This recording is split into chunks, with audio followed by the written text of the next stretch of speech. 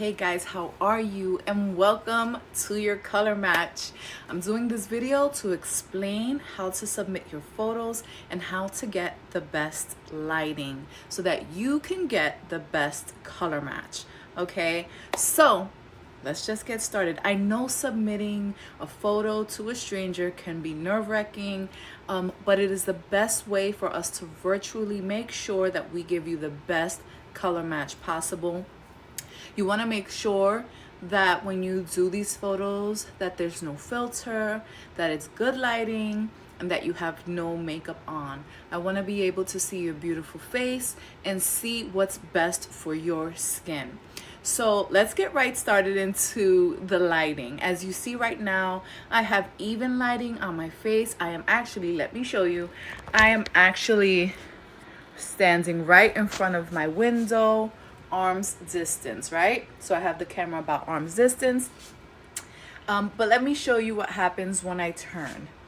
See, when I turn this way, I have shadow on this side of my face and only one side of the face has light. So you want to make sure that it is completely even and you're standing arm distance away from your window. Lift your shades if you have them.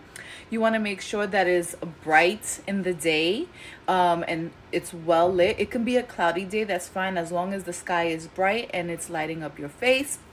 And you do not want direct sunlight in your face either. Very, very important.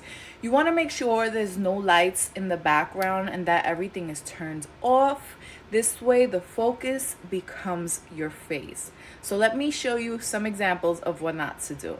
So you definitely don't want this, and you definitely don't want this.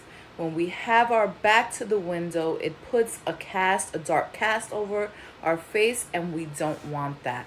We don't even want it slightly. We want that even tone so that we can see your beautiful, gorgeous face and make the right recommendation for you.